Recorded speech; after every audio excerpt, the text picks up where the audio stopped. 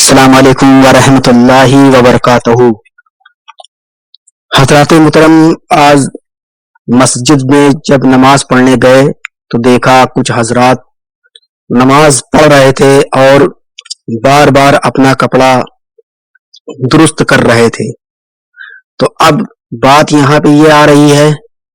کہ نماز میں کپڑا درست کرنا یہ جائز ہے کہ نہیں، نماز ہوگی یا نہیں، نماز مکروہ ہوگی کہ نہیں ہوگی، آج اس کے بارے میں چرچا ہوگا۔ حضرات محترم، گرمی کا موسم چل رہا ہے، اکثر لوگوں کے پسینہ آ جاتا ہے، اور لوگ جب نماز پڑھتے ہیں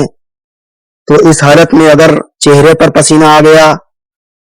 تو عمل کثیر نہ کرے بلکہ عمل قلیل کرے، یعنی جلدی سے ہاتھ سے پسینہ پوچھ دے، تو اس صورت میں نماز مکروہ نہ ہوگی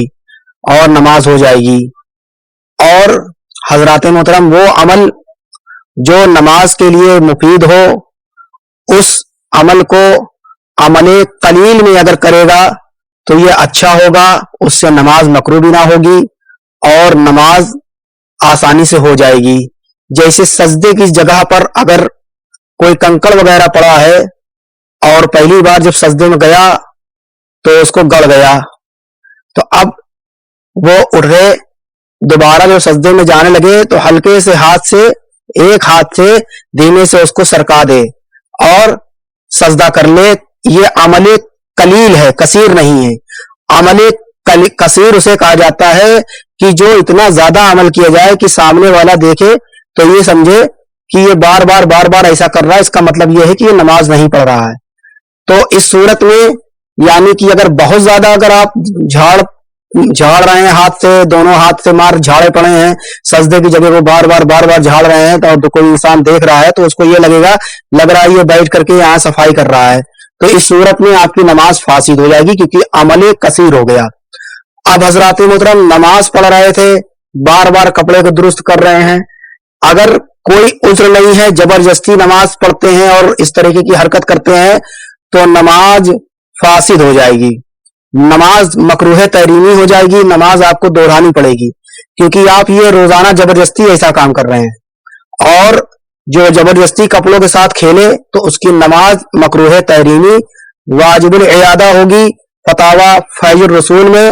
اور ہندیہ وغیرہ میں جو فقہ کی کتابیں ہیں معتبر، اس میں یہ لکھا ہوا ہے، اور عالمگیری وغیرہ کی جو عبارتیں ہیں اور سامی وغیرہ میں دیکھیں گے یا رد المحتار میں دیکھیں گے تو آپ کو یہ معلوم چلے گا وہاں سے کہ بہار شریعت میں بھی لکھا ہوا ہے کہ آپ وہ عمل کریں جو نماز کے لیے مفید ہو تو وہ مکروہ نہیں ہے اور اس میں کوئی حرج نہیں ہے، نماز ہو جائے گی، لیکن زبردستی کپڑے کو آگے پیچھے گھسیٹنا اور زبردستی ایسا کرنا یہ نماز کو فاسد کر دے گا، واجب الاعادہ ہو جائے گی، نماز مکروہ تحریمی ہو جائے گی۔ اور حضرات محترم، اگر آپ رکوع میں جا رہے تھے اور آپ کا کپڑا کھینچا اور دوبارہ جب رکوع سے کھڑے ہوئے کپڑا اوپر ہی چلا رہ گیا اور آپ کو یہ یقین ہے کہ میری سرین یعنی پیچھے کا جو حصہ ہے وہ دکھے گا لوگوں کو، جس سے لوگوں کو کراہت ہوگی، تو اس صورت میں کپڑا آپ نیچے کر سکتے ہیں، اور اس صورت میں بھی اگر آپ کپڑا نیچے کریں گے تو آپ کی نماز مکروہ نہیں ہوگی بلکہ نماز ہو جائے گی۔ اور حضرات محترم، اگر آپ قاعدہ آخیرہ بیٹھے ہوئے ہیں اور اوپر پنکھا چل رہا تھا بہت تیز، جس کی وجہ سے آپ کے کرتے کا دامن اڑ گیا اور آپ کا دامن پلٹ گیا، تو آپ اس صورت میں